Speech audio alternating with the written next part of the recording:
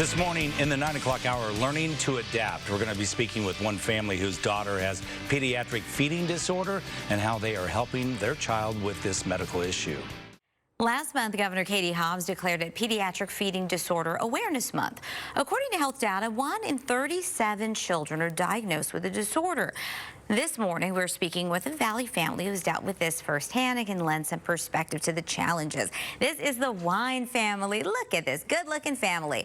The 3-year-old Gracie was diagnosed with a pediatric feeding disorder, so we're all in-house now to talk about it. We've got Emma, her sister, and mom is, I just had everybody, Sarah and Austin. Sarah and Austin are mom and dad. Sister is Emma. We've got Gracie here in the middle, and we're also joined by Jacqueline Peterson, who is the CEO of Feeding Matters in the Valley. So thank you all for coming. Girls, especially you. Thank you for getting dressed up to come to the studio. We appreciate it. Mom and Dad, let me start with you.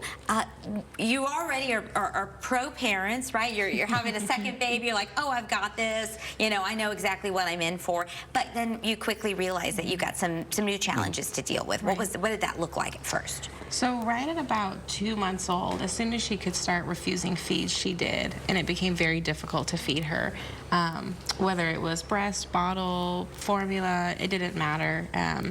She was struggling with feeding, and so we thought, okay, well maybe when she gets a little bit older and we move to solids, it'll get easier, and it never did.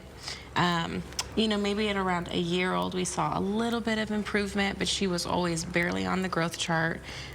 Feeding was just always a struggle. And then when she hit about 2 years old, it all went really downhill. Yeah. So and then what happened at about that time? It's about 2 years old. She really just stopped feeding anything in general for the most part.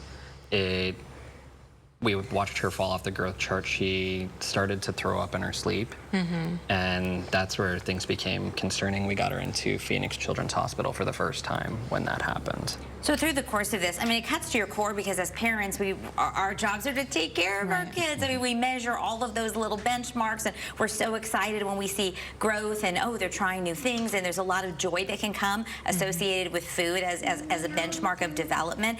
So will you tell me a little bit, Jacqueline, about we talked about how often we see this, and it's fairly infrequently, but I mean, people do need to be aware and be looking out for what's unique and I mean, plenty of people have trouble breastfeeding maybe at first. They chalk it up to many things.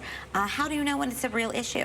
Yeah, and that's what we're here to raise awareness of, because we don't want to always chalk it up to an issue or picky eating, because it is a bit more common than people realize, and so it is worth paying attention to. At feedingmatters.org, we have a questionnaire and a screener, so if you're worried about feeding, you can go to that and check that and have a meaningful conversation with your provider. You mentioned picky eating as people are able to eat, but maybe some families have extremely limited scope of what the kids are willing to have. What other issues can that create as they're growing up? Feeding is the foundation for all development for children, and so any disruption in that process creates long-term impact. And so there are the physical sides and the medical side, and then there's the psychosocial impact of birthday parties and dinner times and how the family is doing. So let me ask you what your message would be to other families, and just give us an update on kind of where you are now. Yeah, so she's had a couple hospital admissions, a couple procedures, and now I'll put you down in a minute. You want to run free? It's okay by me. Do you want to go?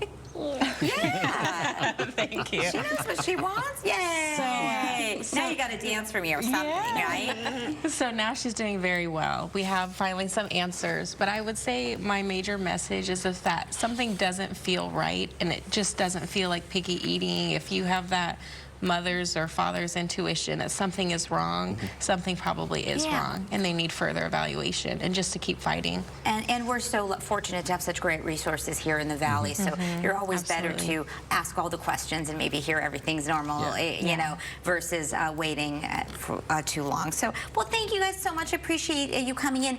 You were fabulous. You were fabulous.